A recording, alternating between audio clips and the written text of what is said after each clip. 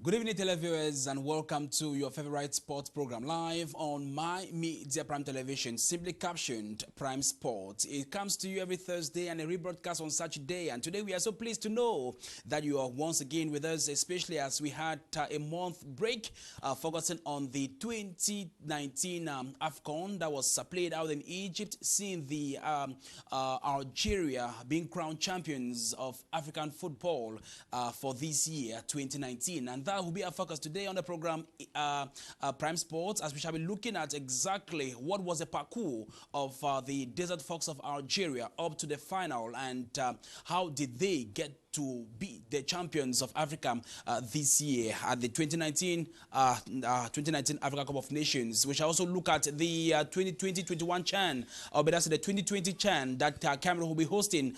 Are we sure that Cameroon will be ready to host that wonderful tournament, because it's in prelude to the 2021 AFCON that Cameroon will be playing host in the month of June 2021. So this will be our prime focus today. We shall review the AFCON highlights, looking at if it was a success or it was a failure, as well as the 2020 CHAN that Cameroon will be playing host to. That will be our prime focus today on the program Prime Sports, coming to live on My Media Prime Television. We're broadcasting from Cameroon's economic capital, Douala. Welcome on board. Thanks for joining us.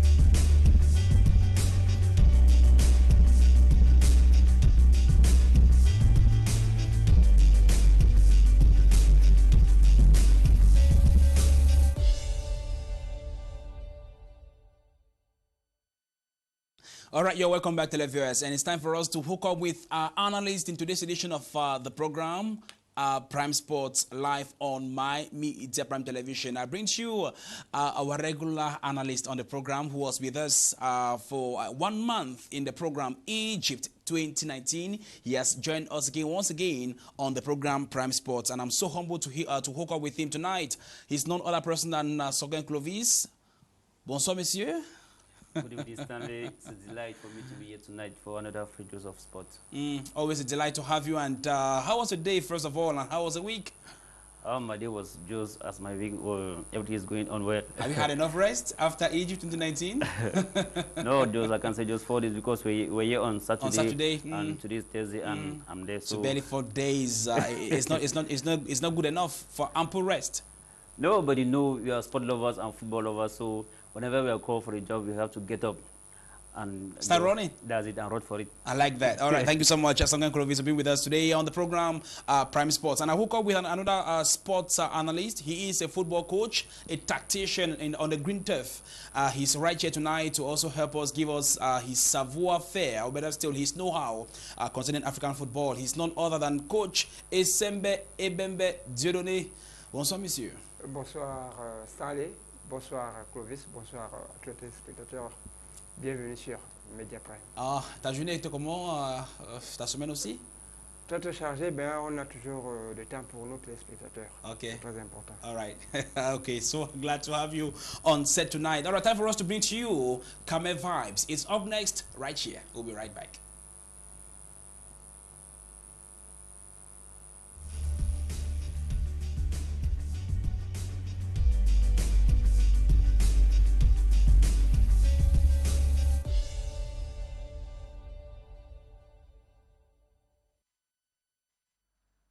Let's start with the volleyball Lionesses of Cameroon, who were crowned the African champions in volleyball, and they were received by the government of Cameroon on Tuesday, and that was cheered by Cameroon's Prime Minister, head of government, in the person of Chief Dr. Joseph John Gute,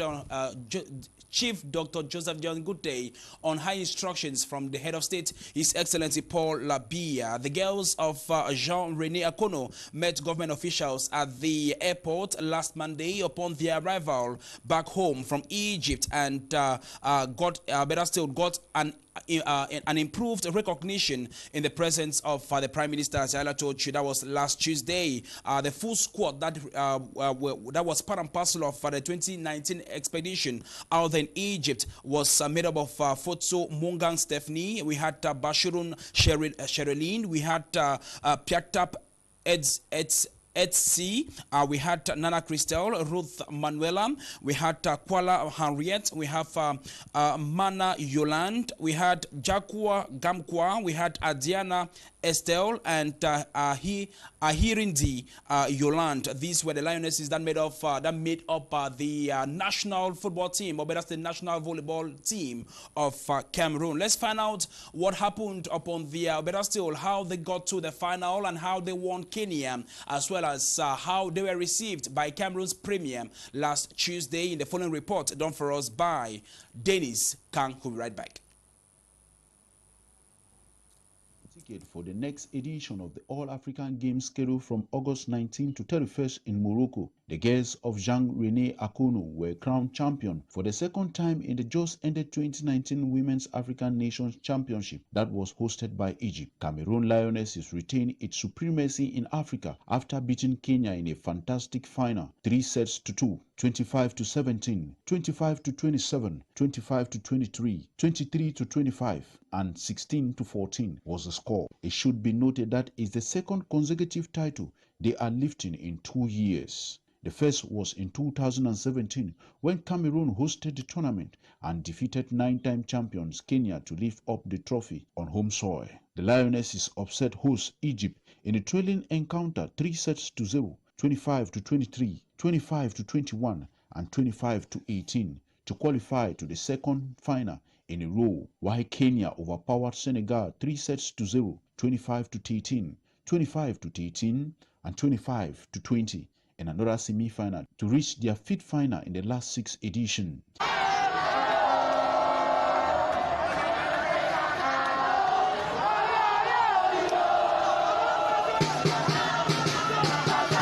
The girls of Jean-René Akono, in addition, proved that even in sport, money is not always the key and the source of motivation. Will, humility, overflow, self-donation can be above all premium, including the highest ones. Another pattern of satisfaction in the victory of the Lionesses of volleyball was the technical guidance assured by the humble, modest, and reasonable Cameroonian coaches in terms of wages. The great and rich football would win to get inspired by example of the little and poor volleyball that, without noise and without means, produces results and performances that also contribute to the pride of the nation. In fact, the national anthem sounds good for an individual performance in athletics and a victory in collective sports. If Cameroon still seems to be hesitant to cross the step in football, where it continues to believe in the miracle of white wizard, other countries do not have the same fears. The volleyball Lionesses were given a hilarious welcome back home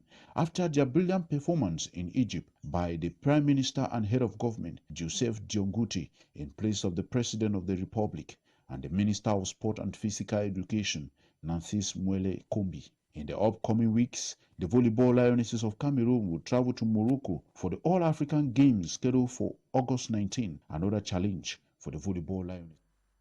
Dennis Kang ending that report, especially on the volleyball Lionesses of Cameroon, who were received by the premier of this country upon their arrival, and for their brilliant performances for honoring Cameroon out in Egypt in the 2019 feminine volleyball championship. Meanwhile, Cameroonian players also distinguished themselves in the course of that tournament, as we had Moma Leticia, who came out as the best spiker.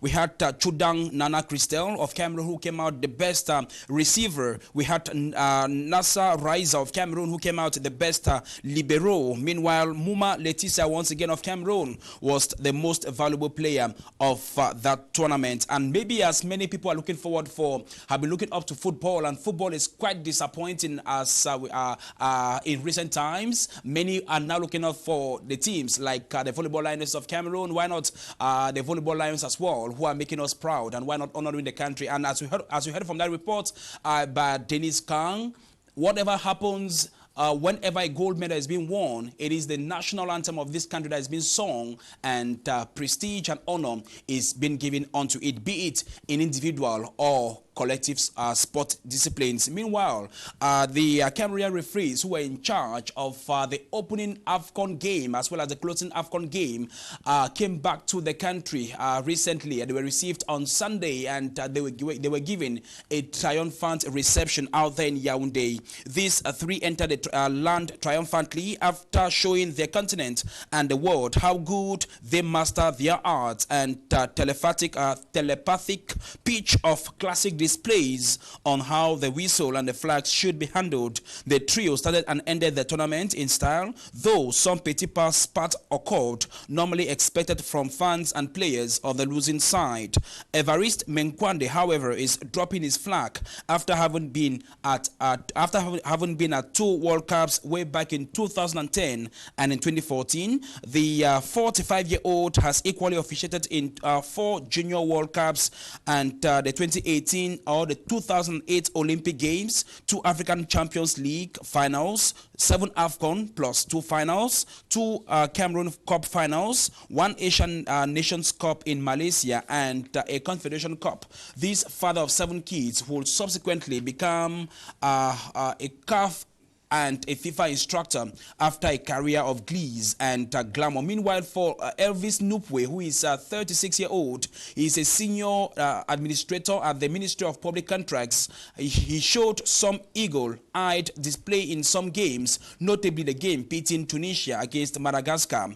Alioum Nyant, on his part, just seems to get started with his career. Sidi became a FIFA referee some 11 years back, way back, that was in 2008, and has since then referred 6 World Cups of different categories and 7 AFCON tournaments and other competitions. Referee Alioum Nyant had the responsibility from the center cycle and put aside every shadow of doubts of questions on his youthfulness. Alioum, who is 37 years old, took charge of the opener between host country Egypt and Zimbabwe, as well as the finale pitting the Teranga Lions of Senegal and the Desert Foxes of Algeria. So they are back in the country, and as we earlier told you, they were given a hilarious reception last Sunday out there in Cameroon's political capital, Yaoundé. Meanwhile, sources of our better sources at the Cameroon Football Federation, FECAFOOT, have reported that there has been a late decision to postpone the draws of the 2019 Interpol to a future date. The National Interpools is an annual playoffs tournament organized by FECAFOOT, and it serves as qualifiers for the Cameroon second-tier championship. The competition groups the champions of the 10 regions of the country produced through their different regional championships. So far, four regions out of 10 have already produced their championship for the 2019 Interpol. They are the West region, where Volcan de Noun defeated Bombardier FC 2-0 some weeks back in the final to seal their spot. Meanwhile, the North region has also produced their representative in the presence of Etoile Filante of Garoua, a legendary club that has been out of the elite championship for over 3 decades. PWD of Kumba will represent the Southwest region when the draws is organized following their title win in the Southwest region. Stade Betuam or Stade of Betuam have picked up their ticket to represent the East region as well. The other 6 regions who are still to produce their champions include the North West region, the South region, the Center region, the Adamawa region, the Far North region, and the Littoral region. The last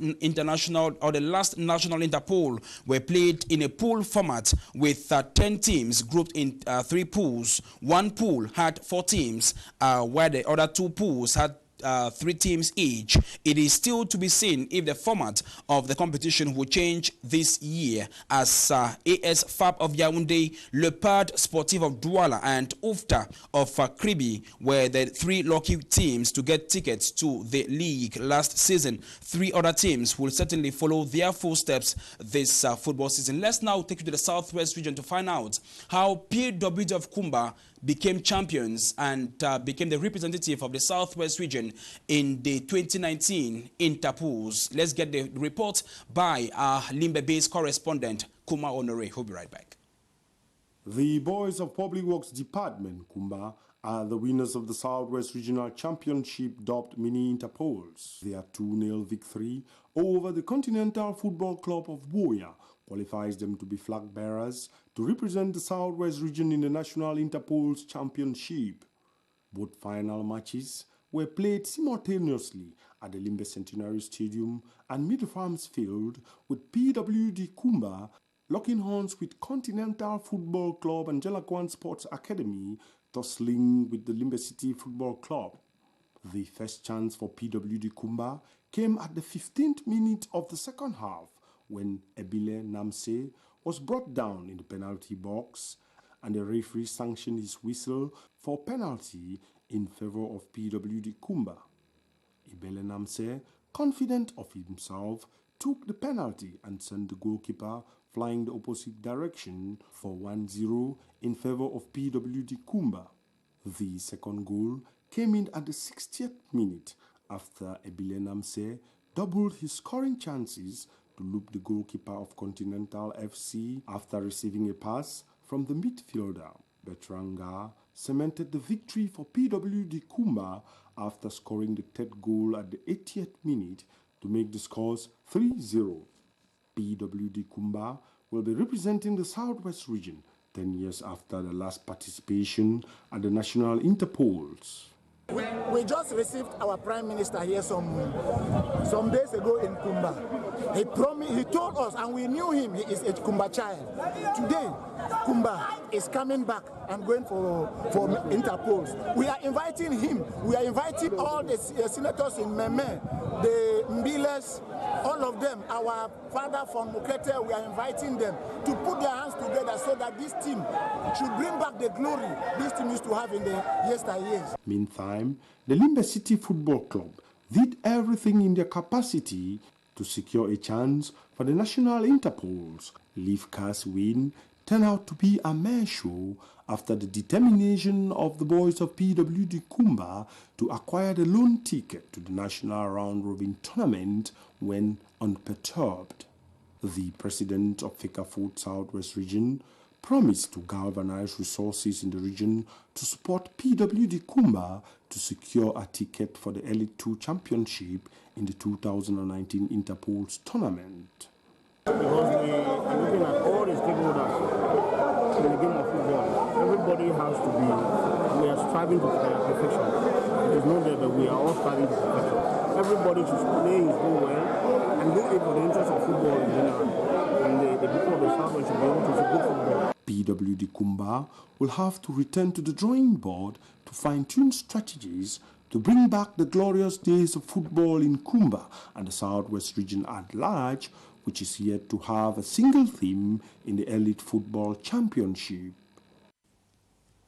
You're welcome back. Thank you so much, Kuma Honore, a Limbe-based correspondent, for that wonderful report. And PWD of Kumba, as you heard from that report, will be representing the Southwest region in the 2019 Interpool draws that will be done in the days ahead. Meanwhile, the Cameroon Football Federation, Fecafoot, shall this weekend hold its executive committee and an extraordinary general assembly.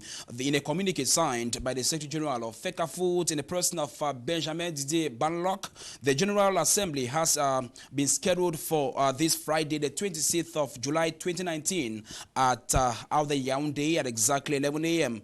Better still at 10 a.m. And three main issues shall be top-notch on the Executive Committee and Extraordinary General Assembly, which are the adoption of the revised text of Fecafoot, the elections of members of the judicial bodies, and the adoption of the 2019 budget of the Cameroon Football Federation. This special session and Executive Committee of Fecafoot will have some key issues to deliberate on, amongst which will include the adoption of the new contract between Fecafoot and Le Coq Sportif, amongst other key issues to be handled in that General Assembly meeting. As Ella said, that meeting will take place tomorrow out there in Yaoundé. And it's here that we draw the curtains on Camel Vibes tonight. Hope to see you some other time, hopefully with other information. But again, we bring to you the main issues of today's edition of the program, especially as we shall be hearing from our analyst on the program today. Up next.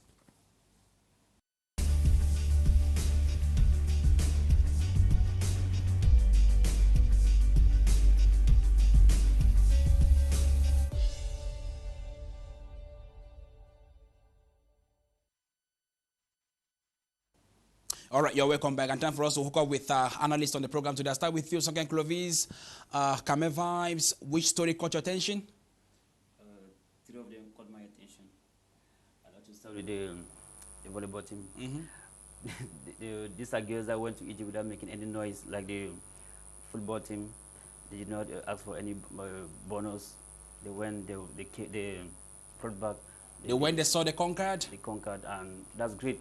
And it should be noted that this is one of the best federation that works well in Cameroon, that functions well. It should be volleyball. Yes, kudos to the president Abouem. Yes, somebody that does a great job. Should be congratulated for that. After that, I have to talk about the referees. But it's good. They did a good job. But in the final, I still think Alucidi made a mistake. I still believe that was a mistake because.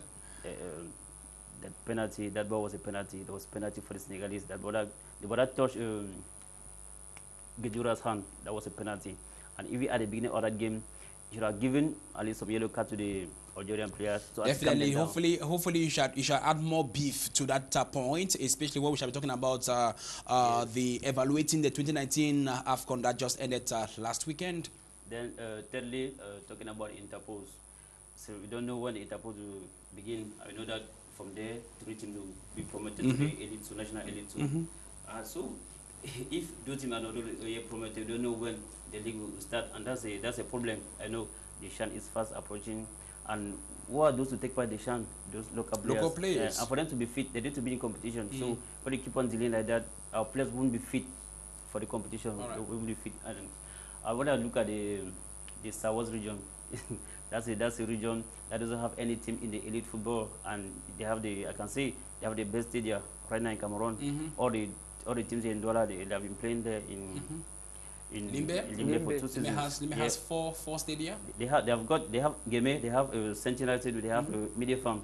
All the teams in Douala, they have been playing here for 2 seasons. They have the best stadium, as well as one in Buea, but they don't have a team in elite. So I hope that PWD Nkambe, PWD Okumba, yes, will give them a chance. They will be promoted to the elite too. Because when I was still young, I was in Bamenda, I used to sit in like Opopo, Moncameron, players like Banjama, goalkeeper like Felice Ekoto. They used to come down, players to watch. Yes, but nowadays I don't know what is happening with Southwest. They don't have any team in the elite football. So that's what I can say on Camel Vibes. All right, thank you so much, Sunken Clovis, for your reaction on Camel Vibes today. I come to you, Koshi.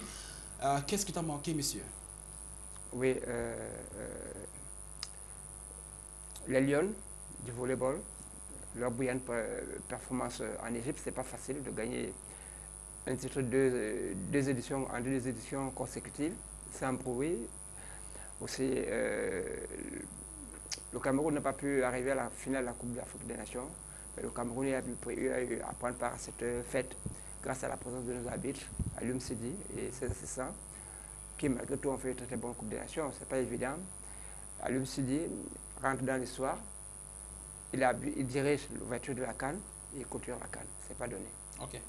All right, thank you so much, gentlemen. Hopefully, we shall dive into that matter right now. It's time for us to bring to you our first talking points on the program today as we are evaluating the 2019 AFCON that ended last week. We're asking you, was it a success or was it a failure? Why was it a success or why was it a failure? Your reactions, we shall be having it on a number on the screen. Please just SMS us and give us your reaction. What is your impression about the just ended 2019 AFCON? Was it successful or was it a failure for you? I come to you, gentlemen, in the studio, asking you, okay, what do you think? The topic, successful or failure?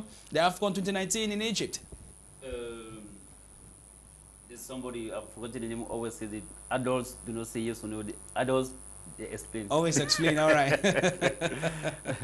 All right, right on and explain to us, why do you say it's successful or why do you say it was a failure? I think the only negative aspect on this AFCON Egypt 2019 was the empty stadium, because right from the first one I noticed that the stadium were full only when Egypt was playing. Then when they were knocked out at the round of 16 by South Africa, that was the end. All the stadium were empty. Even at the end, at the final, the stadium was not full. So for me, that's the only negative aspect of this AFCON. Now talking about the AFCON on the field, I think everything went on the right way. This AFCON enable players to advertise their talent. So some players really accept, like the best player of this AFCON, Benacer. That's a player who's only 21. He was playing for Empoli in Italy. Nobody knew about him, but in this AFCON he really himself was the best player of the group stages. Was the best player of the whole tournament at the end. So congrats to him, and he's moving out to AC Milan thanks to this AFCON. So also saw player like Onyango, Uganda goalkeeper. We also saw players like Gijura, the Nottingham Forest midfielder. Nobody knew about them. So for me, I think because I always look at the interest of the players. You know, there are some players that we don't really know them. When there's competition like this, they come and play.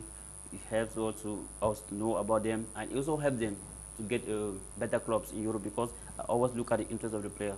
All right, so they use the opportunity to market themselves, market their talent, you know, sell themselves, as well as defend the colors of their country. Coach, I come back to you. He complained about the empty stands. You know, we realized that only when we had top matches, especially when the host country was playing. Was that also your priority, or was it your concern as well? Oui, j'ai été aussi concerné par l'absence du public lors des rencontres de la Coupe d'Afrique des Nations, qui était d'un très bon niveau, il faut le dire. Donc il y a aussi eu le fait que la VAR n'ait été appliquée qu'à partir des quarts de finale. Ça, c'est une grande, pour moi, c'est une erreur, on dirait que, du moins, c'est comme si on changeait les lois du jeu au cours de la même compétition. Donc il aurait fallu qu'on introduise la VAR au début de la compétition, lors des poules, jusqu'à la fin. Là, c'était comme si c'est une nouvelle compétition qui commençait. C'était pas, pour moi, appréciable. All right. No, Coach said it was like changing the rules of the game. In the course of the game? In the course of the game. No, I will not agree with him, because everybody knew at the beginning that the VAR was going to be used as from the quarterfinals. It's not like as if the George there at the quarterfinal, they just started using the VAR.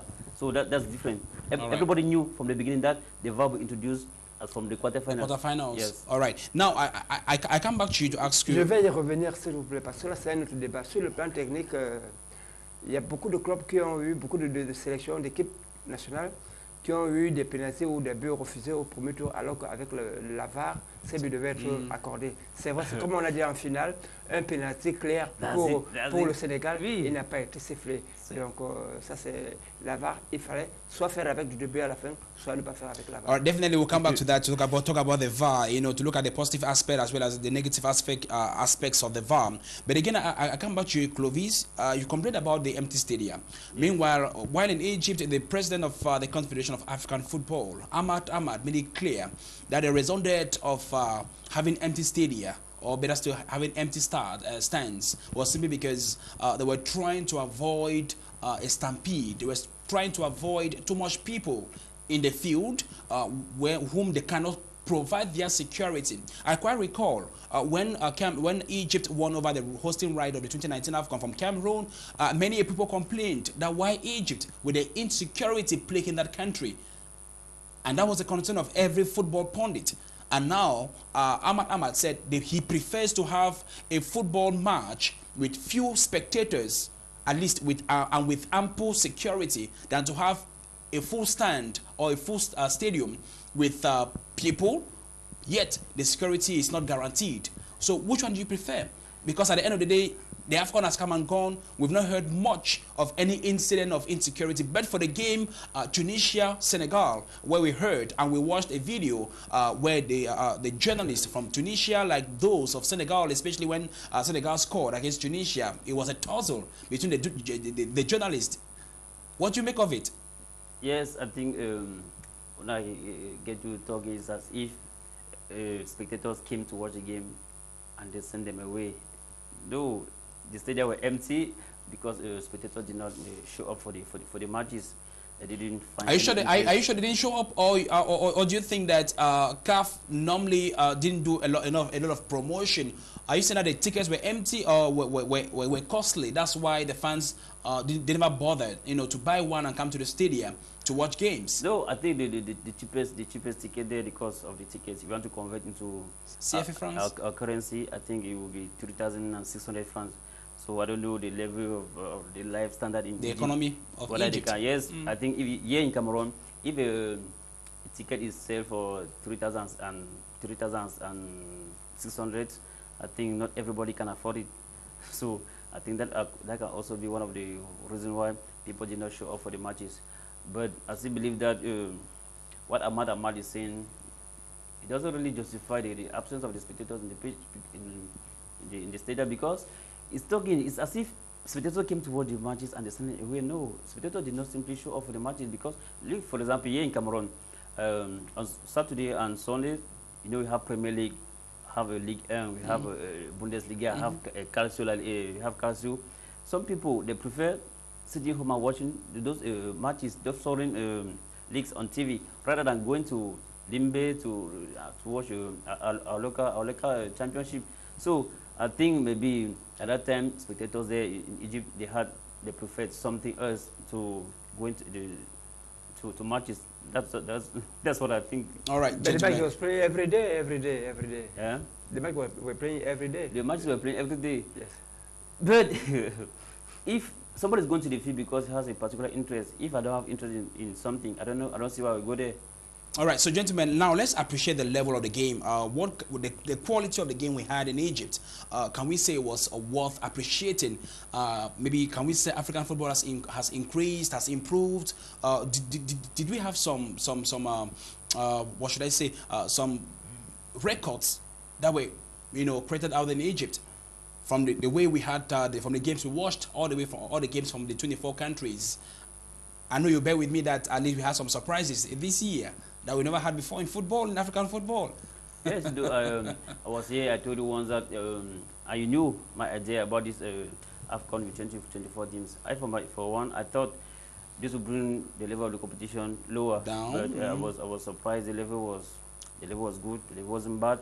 And remember, up to now, we used to play with 16 teams. Used to take part in the AFCON, but this time around, Ahmad decided to add 8 more teams and gave the opportunity to teams like Madagascar, Mauritania, and Tanzania to come to and showcase their talent. So this gave them the opportunity, and they could see players like Adrien, goalkeeper of the Madagascar. See players like their center forward, their striker. They have very long names. That is, they have very long names. So thanks to this AFCON, in 24 teams, we're able to discover new teams, and this will put pressure on big teams like Cameroon, Ghana, Egypt, and Morocco for them to work hard, because if they don't work hard, we saw Madagascar, for the first time they came to the competition, they went right up to the quarterfinals. Even Uganda, they were able to go to the second round. So I think it was a good experience. All right, all right. Let's bring on this, take on this reaction. This one says, greetings from Kumbam. Our coach was not a good coach. That's why we failed. It's coming from Bate Linus, all the way from the green city of Kumba. I guess that's why you think the AFCON wasn't a success. Thank you so much, Linus, for your reaction. This one says, I think the AFCON was a success, but I had a problem with the ambience due to the empty stadiums. It's coming from Derek from Limbe. Thank you so much, Derek, for your reaction. What about you watching us right now? What is your reaction? What do you think about the just ended 2019 AFCON? Was it a success or was it a failure? Why do you think it was either of them? Hopefully, we shall be reading your reactions. Just send us an SMS on the number of the screen, and definitely we shall bring your reactions right here. Gentlemen, at this point in time, let's maybe remind our televiewers on how it all happened out there in Egypt. As we had the winners, they were the Desert Fox of Algeria. They came out with a gold medal. They went back home with a gold medal because they were the champions of the AFCON. Meanwhile, the runners-up in that tournament, which is Senegal, they went home with the Fair Play Award. Senegal went home with the Fair Play Award. Meanwhile, the best player of the tournament was Benasser, as you mentioned, Benasser of Algeria, 24 years old. You mentioned 21 years old, and he has gained a new contract, but that's still a lucrative contract in his career. Thank you so much for that insight, Songa Clovis. Meanwhile, the best goalkeeper went to Reyes Mboli of Algeria. The Golden Boot Award went to Odion Jude Igalo of Nigeria with 5 goals. He scored 5 goals in the tournament, and we had Sadio Mane, Riyad Mahrez, Cedric Bakambu, and Adam Unas they came second, third, fourth, and fifth, respectively, with 3 goals each. Meanwhile, at the end of the day, we also had the resignation of Odion Jude Igalo from the Nigerian football team after winning the Golden Boot. Actually, it's a surprise because many people never saw it coming. Idiom, he was very prolific. I think we can have his tweet that he sent to announce his resignation or his retirement from the national team of Nigeria. As you can see on the screen, regretting that he gave his all at a time that nobody was expecting a lot from him. He thanks so much the fans as well as head coach Gernot Rohr, who gave him a chance to be part and parcel of the national football team. If you permit me read what he wrote on his Twitter account, he said, this is one of the most difficult career decisions I have had to take. It's been an amazing 5-year journey, but after due consultation and extensive discussions with my family, I've decided that it's time for me to retire from the national team. It has been an eventful and most memorable opportunity to serve my country with pride, passion, and to contribute my quota to the development of of our football. The memories will stay with me for a long time, and I'm immensely grateful. It is now time to concentrate on club football and give the younger players the opportunity to also represent their country out there. Thank you so much, the Nigerian Football Federation, and why not thanking the head coach of the Super Eagles of Nigeria in the person of Gernot Rohr. What do you make of the decision, Johnny Igalo? Was it or has decision? Do you think he made it with a clear conscience, with the rightful mind? No, I don't think he did it with the rightful mind. You know, when you're in a certain mood, you should not take any decision. You should calm down. Yourself? Before you take any decision. I think I'm sure at 80% that he will come back to this decision. Yes, because you will come back to national team? I'm sure. Are you sure about that? 80%, yes. All right. No, it's not the first person. It's not the first case. I've seen many people saying that they are retired. Many players. How many times have Lionel Messi retired from the national team? Many times, but each time he has come back to the decision. So I simply think that he's taking the decision because he was criticized after the World Cup and before he was criticized. So I think that's the answer. And his family was threatened. Yes, so that's the answer to that criticism. And for me, I look at what happened on the pitch. He did something marvelous. That's how a player should reply when you are criticized. Scoring 5 goals and being yes. the second Nigerian player to score such in a tournament after Yashini Yashini Yekini. Yeah, that's it. That's what I'm 25 I'm saying. years. That's what I'm saying. Kudos to him, because when you're criticized like that, once you find yourself on the pitch, try to get the job done. That's all. You remember when Pep Guardiola came to Man City, he had this player Yaya Toure. He put him on the bench. I think it was the season before last season. He put him on the bench, but the day he put Yaya Toure, the starting lineup is called a brace. So I think the best way for the player to react, the best reaction for the player is to get the job done once he's on the pitch. I think that's what he did in this AFCON. But that decision, I think he's still young. He's still young. Okay. If Cristiano Ronaldo is still on the pitch at 34, the Gallo, I think he's 30. I don't know about that. 29. So I think he still have that energy now. So he can still do many things for his country. So I'm sure that decision will be changed. All right, thank you so much. And let's take on this reaction. This one says, hi, Metush. Nice program. I think Egypt 2019 AFCON registered a pass mark. We saw the emergence of new giants in African football, but it's high time our FAs in African start believing in local coaches. Is coming from a Sunge from Bojongo. That's in Boya. Thank you so much, Molay Runge, for your reaction today on the program. Hope to hear more from you in the course of the program. Thank you so much for your reaction. Talking about FAs should believe in, maybe I come to you, coach. FAs should believe more in local coaches. Is that what you're thinking for Cameroon as well? Mais au vu de ce que les entraîneurs, les sélectionneurs locaux ont eu à faire à cette Comme vous, hein? Comme toi. Il faut faire confiance aux sélectionneurs locaux. Déjà, il y avait 15% de sélectionneurs, si je ne me trompe pas, ou à 45%. Je pense 45%. Il y a 2 sélectionneurs ont eu à disputer la finale, à savoir Gamel Belmadi et puis Aliou Cissé. 43 ans, tous les deux sont très jeunes. Et il faut dire bravo, il faut les féliciter. All right, thank you so much. And this other reaction, this one says, it's Jones from Kumba. It's Jones from Bamendam. I know all this is due to the gods of Cameroon, that they should come home and settle the problems in the country. All right. He thinks that Cameroon came out.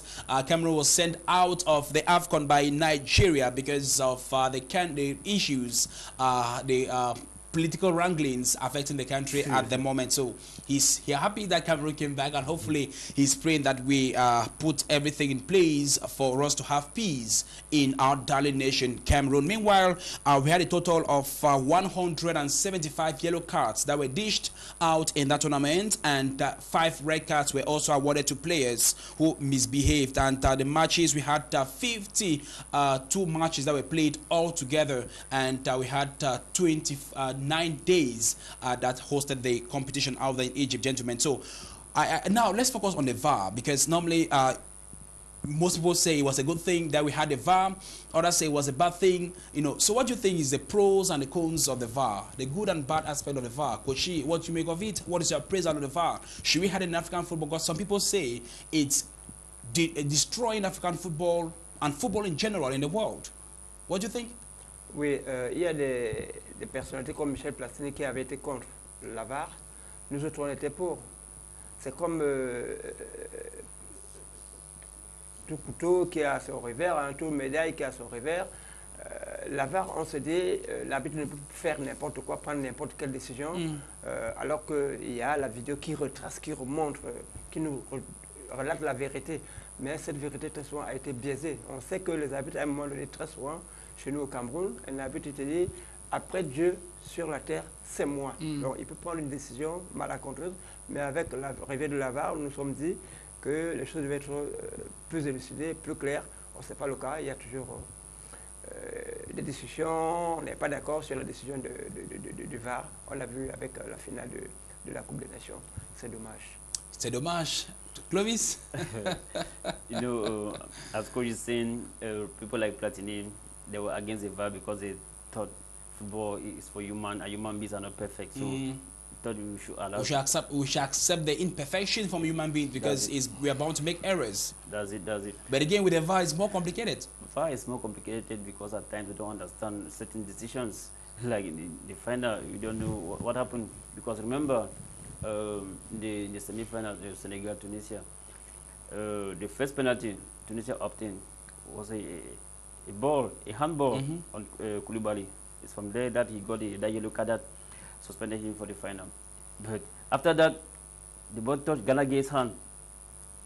The referee first of all, he blew that it's a penalty. When he went and watched the VAR, he came and said it's not a penalty. So, but they explained that when the ball touches the ground before going to the player's hand, it's not a penalty. Yes. Then at the final, you cannot understand. Gijora is there, the ball touches his hand. You say, Aliou City blows that it's a penalty. Then he goes and watches the VAR and says it's not a penalty. So we don't understand. So it's very difficult, even though you can say that VAR is there to establish some justice. But at times, you also find that the VAR kills the spirit of the game. Yes, it kills the tempo of the game, the pace of the game. Does it? Yes. So at times you don't understand. But sincerely, I think that ball in the final was a penalty because remember, I think was the semi-final. No, semi-final. Algeria against Nigeria.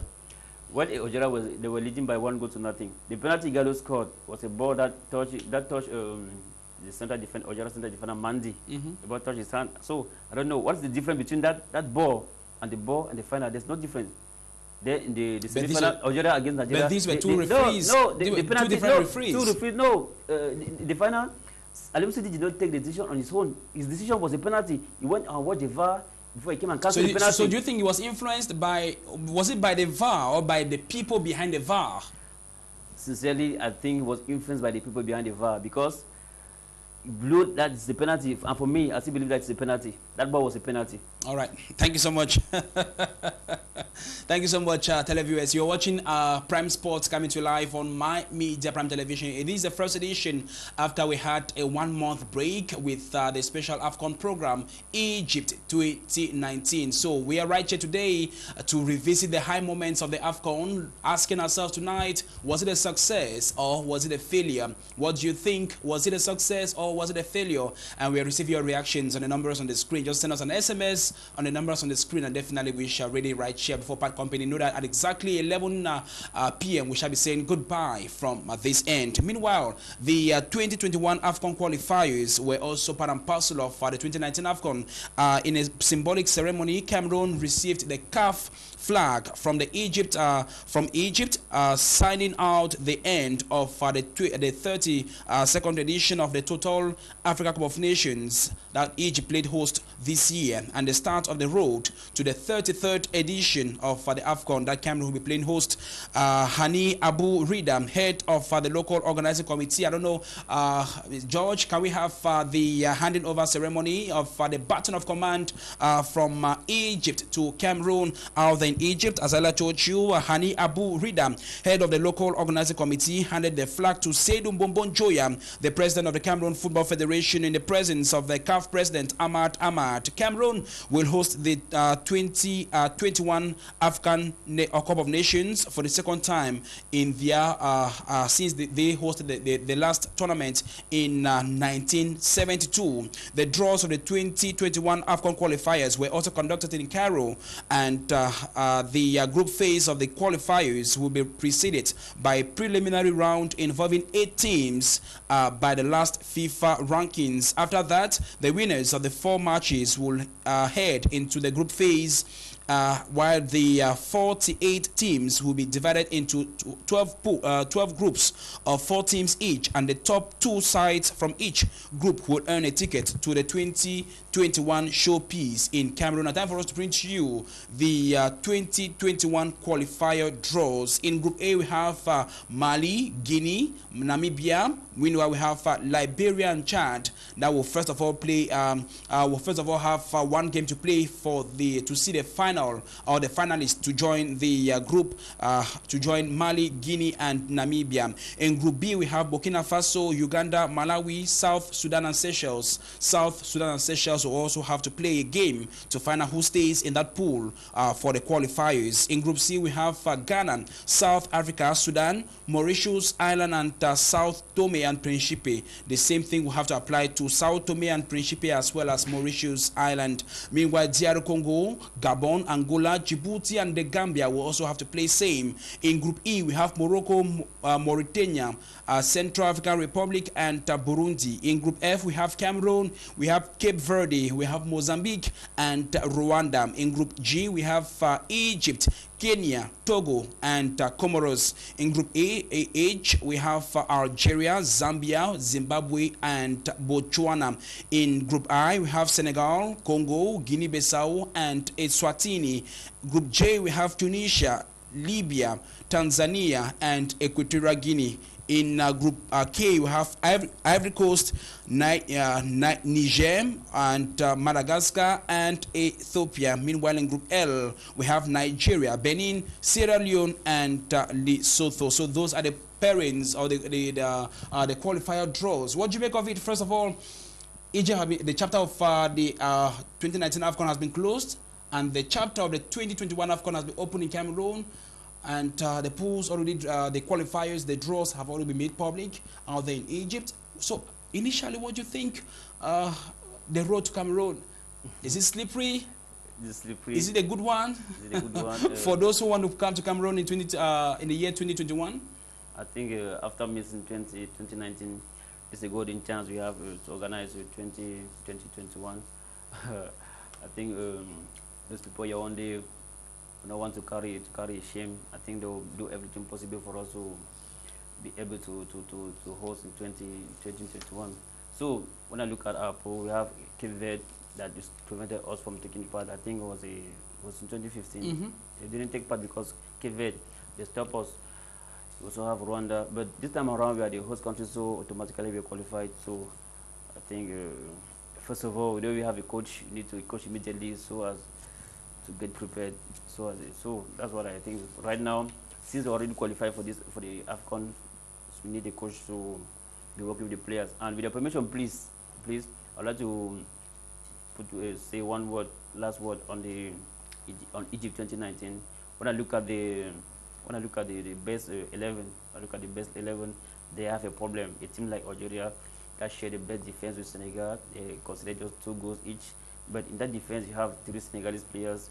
You have 1 Tunisian, Meria, the center defender, but you have no Algerian defender. So for me, that's something I don't understand. It's just like in Cameroon, 2 years back when you had the best defenders was Itabawak, that was the best defender in front of Chenchu. Then Chenchu went ahead to be the best player of the league.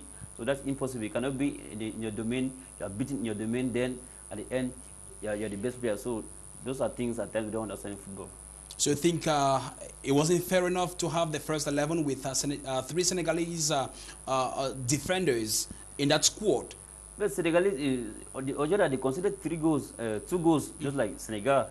But in that defense, you have 3 Senegalese defenders, but you have no Algerian defender. That's something I don't understand. So maybe the coach can explain, but me, I don't understand. Coach, do you explain why we should have 3 Senegalese defenders in the best 11 players of the tournament? Meanwhile, Senegal and Algeria considered just 2 goals. Ce que je vais dire, c'est que c'est pas forcément parce qu'une défense a encaissé moins de buts que l'autre qu'elle a les meilleurs éléments. Donc voilà ce que je veux dire. Une défense peut encaisser 3 buts et l'autre encaisser 2, mais ceux qui ont encaissé 3 buts avoir de meilleurs éléments, de meilleurs défenseurs que ceux qui ont encaissé 2 buts. C'est un peu ce qui fait ce que ce choix soit fait pour l'Algérie pour le Sénégal au dépend de l'Algérie. Because when I look at people like somebody like Belhamri, the central defender, deserves to be there. Somebody like the left back Ben Sebaini, I think he also deserves to be there. But I don't know why. It's impossible. They will tell me that the goalkeeper is there, Ryan Bully is there. He's also part of the defense. But a team cannot have the best defense, but the best 11, you don't have any of the defenders there. It's impossible. I don't understand. All right, you don't understand. Hopefully. Il faut accepter ça comme ça. Bon, c'est le choix. All right, televiewers, you're watching Prime Sports coming to live on My Media Prime Television. We're broadcasting from Cameroon's economic capital, Douala. Time for us to take you to our second talking point today, briefly, before part company with you tonight. S'il te plaît, tu parlais par rapport à la prochaine Coupe d'Afrique des Nations au Cameroun. Est-ce que le Cameroun va laver la France, sera prêt? Ça, on l'espère bien. Si le Cameroun n'est pas prêt, Il y a des autres nations qui viendront et je vais vous dire, il y a 2 Camerounais qui sont à la tête des sélections africaines qui auront envie de venir au Cameroun, à savoir Omog qui est avec la Tanzanie. Et puis il y a Achou Besson qui est un sélectionneur des juniors qui est avec le Soudan du Sud. Ils auront envie de venir au Cameroun et pourquoi ne pas tenter de gagner la Coupe de l'Afrique des Nations au Cameroun. Comme coach? Oui. Achou Besson a signé avec le Soudan du Sud et puis il y a Omog qui a signé avec la Tanzanie. Mais est-ce que tu penses que est-ce que tu penses qu'on peut avoir un coach local? Un sélectionneur local. Oui, local? Tout dépend de nos décideurs. Mais c'est un peu compliqué, c'est très difficile. Il nous a été fait savoir que ces sélectionneurs locaux, beaucoup ont fréquenté avec nos ministres. Un ministre verrait mal comment est-ce que son camarade va mettre son camarade à la tête de la sélection pour gagner 100 millions de francs CFA, alors que lui, il n'a pas 100 millions de francs CFA. Donc c'est très compliqué, c'est des affaires politiques. Parfois, on nous dit que c'est le sponsor qui vient avec un sélectionneur qui se charge de payer le sélectionneur. On aimerait bien avoir, un peu comme Jean-Paul Akolo a été. Bon, mais c'est très compliqué pour le moment. And now you're talking about Bisson as well as other qualified coach Omok, you know, whom you think at least they can handle the national team. But again, take note that being a national of your country, you know, being somebody heading your national football team like what Aliou Cissé did for Senegal is quite challenging. Because first of all, are you going to have the same treatment that the expatriates That's had? what I was talking about. The same money they gave the expatriates, are we sure that they cannot give it to a local coach? They cannot Is that possible? Let me just take an Is example. it feasible? This man has been there. Akono? No, this man, Alexandre Belinga. Yeah, has been there. I'm not sure he has ever been given any contract. Libi Thomas is working with the Cadet under 17 team. I'm not sure he has a contract. So when the national coach is there, they don't give him the same treatment they give to foreign expatriates. So as the coach was saying, I don't see a minister giving 60 million francs of salary a month. A month. So you cannot employ somebody and pay him more than what you're earning. So that's so it's difficult. A person we went to school together, we had the same bank. So what are we saying? Because normally most of our local coaches like Bisson you're talking about, I think he has the same license, with the foreign coaches. That's it. They went to the same formation, the same school. Yes, like you have Chateauroux. Yes, you follow training in Germany. Had the same. You say the same. The same certificate now with this man Joachim Löw. They went to the same school. The same school. So I simply think that when you have a national coach, local coach, they don't give him the same working conditions like as what they give to the foreigners. And when he fails, they'll complain. My idea is that if they take it for a local coach, they should give him the same treatment. That's what I. Is that possible in Cameroon? But it's possible. All right. It's possible. It's possible. Coach, it's possible. C'est possible, mais tout dépend de la volonté de nos décideurs. C'est très compliqué parce que je me souviens, Junior Yonga à l'époque, il se plaignait sérieusement. Jean-Paul Akono, the same thing. Jean-Paul Akono, il n'avait pas la possibilité, Belinga, the same thing. Il n'avait pas les Alexander moyens Belinga. au moins de faire le tour du Cameroun, aller chercher les joueurs jusqu'au plus profond de nos régions.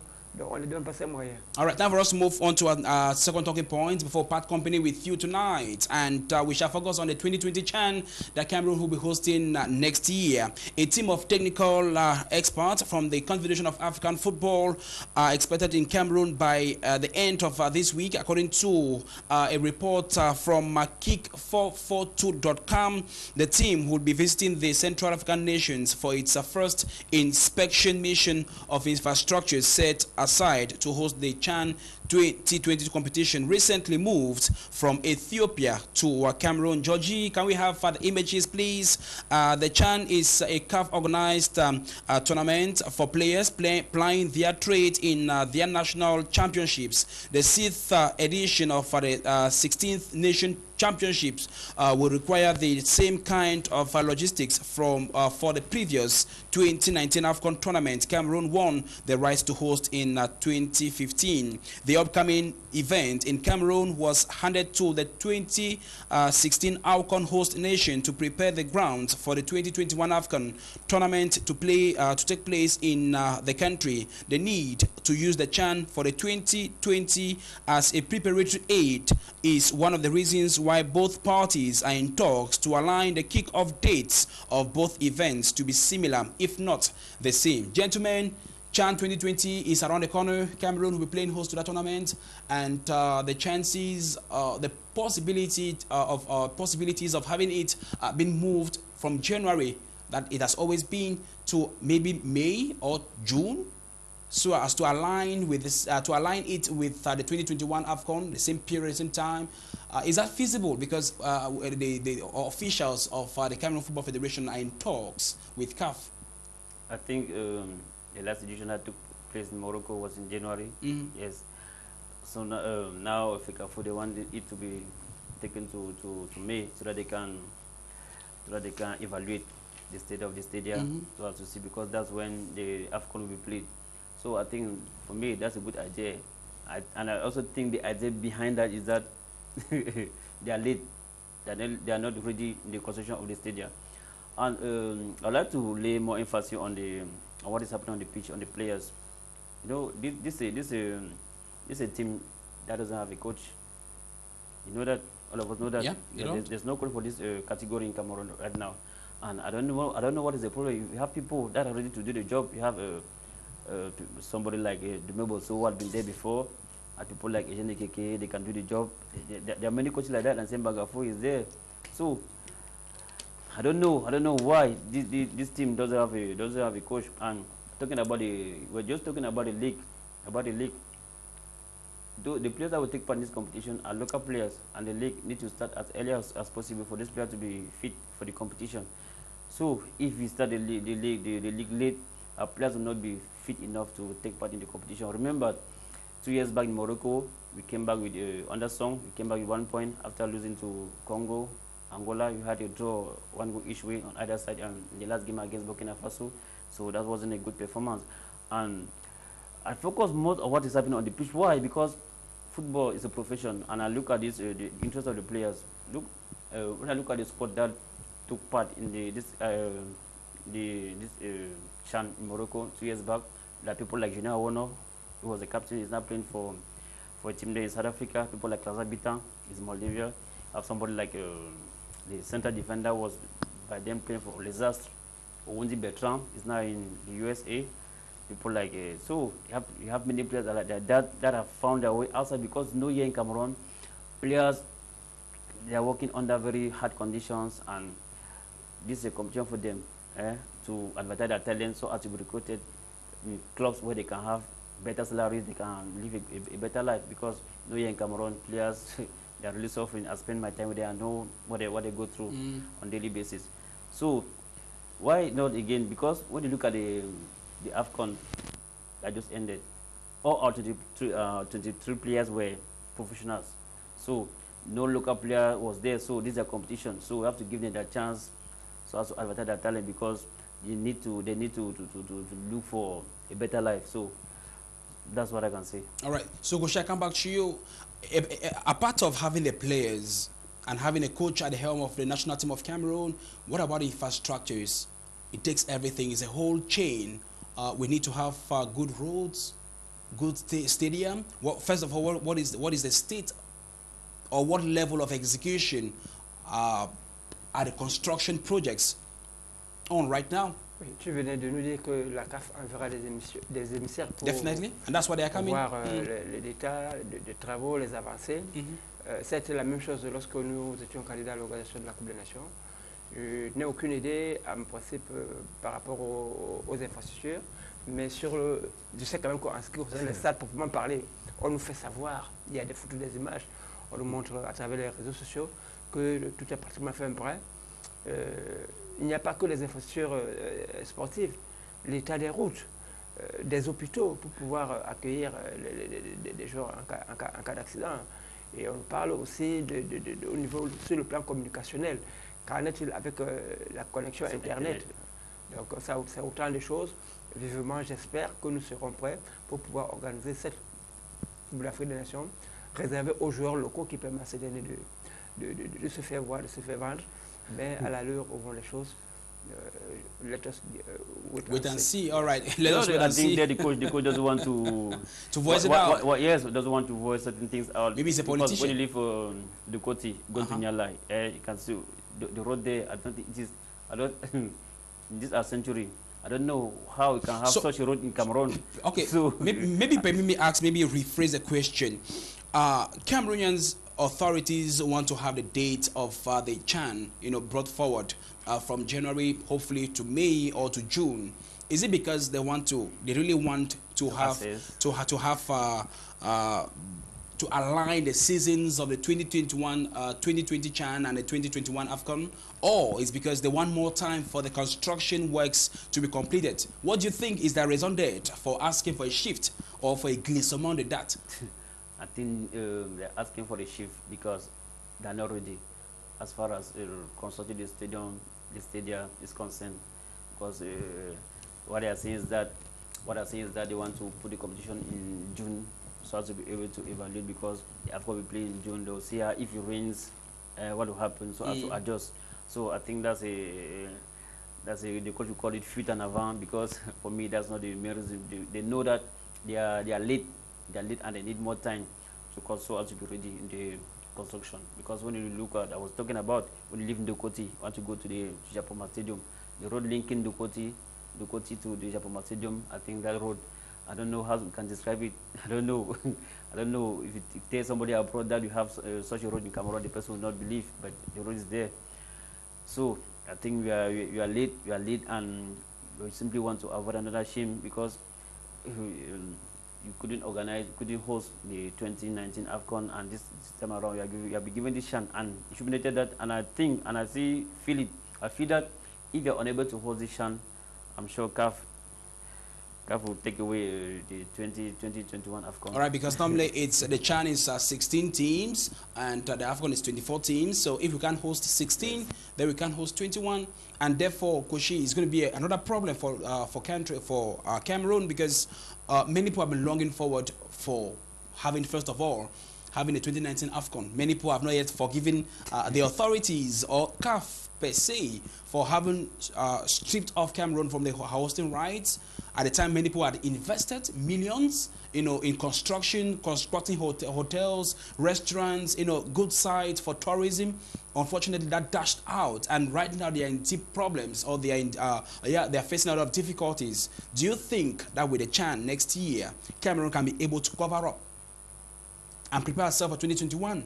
Because, as I mentioned, it's a chain of the things needed for the competition. J'espère que nos autorités feront tout pour que nous puissions apporter le championnat d'Afrique des Nations réservé aux joueurs amateurs, mais en obtenant une prolongation, un glissement de date, comme on dit, parce que c'est au mois de janvier, ça sera très compliqué, et avoir un second revers de rang, après le manquement de l'organisation de la Coupe d'Afrique des Nations 2019, avoir un autre chèque sur l'organisation de CHAN, ça sera très très mal vu. Bon, même comme on dit que nos autorités n'ont plus honte, j'espère que ces derniers feront tout pour que nous puissions tenir ce CHAN. Vous l'avez dit, beaucoup d'hommes d'affaires se sont endettés pour construire des hôtels et faire d'autres investissements afin de rentrer dans les fonds par rapport à la Coupe des Nations qui devait avoir le Cameroun. Mais ça n'a pas été le cas. Vivement que ce champ soit organisé au Cameroun, malgré le retard que nous accusons par rapport au championnat, par rapport aux joueurs qui devaient être en jambes. Espérons, souhaitons que cette compétition soit organisée au Cameroun, que le Cameroun gagne aussi le CHAN. C'est la seule compétition en Afrique que le Cameroun n'a jamais gagné. On a gagné la Coupe d'Afrique des clubs champions, on a gagné la Coupe des vainqueurs de Coupe, on a gagné la Coupe d'Afrique des Nations, on n'a jamais gagné le CHAN. All right, thank you so much. Meanwhile, let's have this reaction. This one says, no, never. Cameroon can never be ready to host the CHAN 2020. Why do you say so, my good friend? I don't know why. And we don't even have your name. Hopefully, you give us your name on the program. Why you said Cameroon can't be ready to host the 2020 CHAN, as well as your name on the program. Clovis, briefly, before calling quits. Because that you have never won the CHAN, but you have won the AFCON 5 times.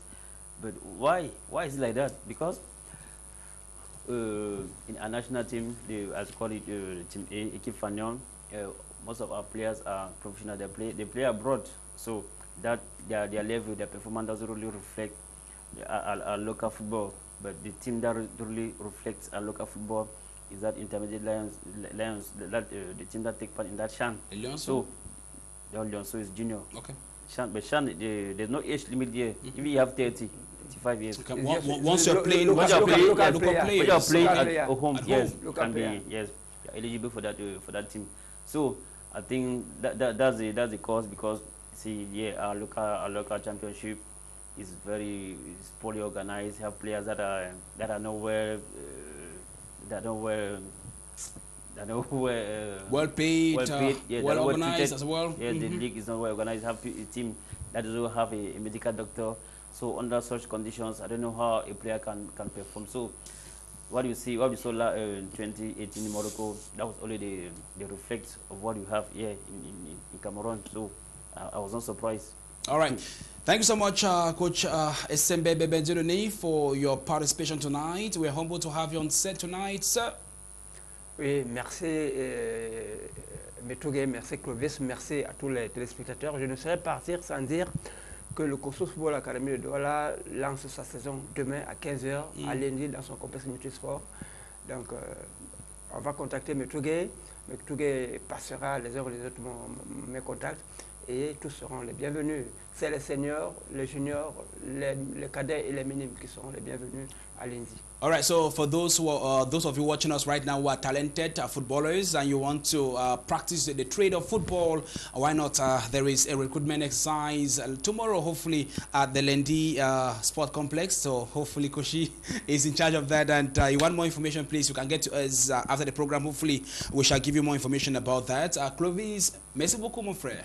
Oui, merci Stanley. Ça a été un plaisir pour moi, une fois de plus, d'être là ce soir pour parler de football. Vous savez que le football, c'est une partie de moi, c'est une partie de ma vie. J'ai grandi dans le football et j'aime tellement ce sport. À chaque fois que vous m'appelez de venir sur un plateau en parler, moi je ne peux que...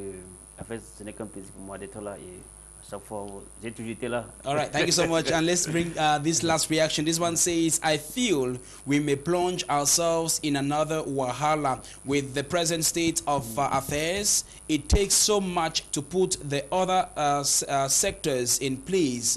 They are yet realized, or they are yet realized. Okay, he says, let's stay away from rushing and defend the name of Cameroon. Esunge Njambua once again from Bonjongo. Mola Neki Jojo. Thank you so much, brother, for your reaction tonight.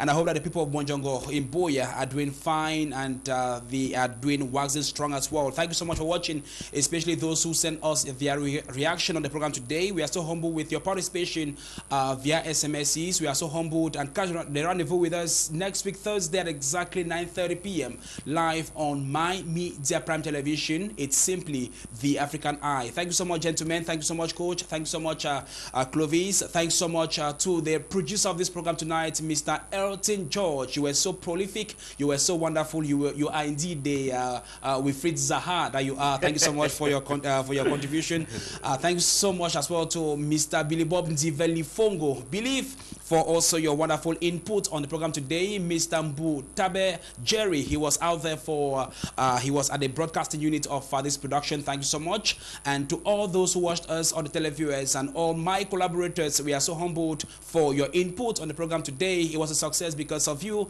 and we hope that you keep on watching more programs on My Media Prime Television. Metuga Stanley, the son of Mr. Ngalame, is my name. Remind you that whenever you think about sports, think about My Media Prime Television. And whenever you think about My Media Prime Television, think about Prime Sports, because every Thursday on Prime Sports, we talk nothing else but sports. Blessed night, sleep tight, respect.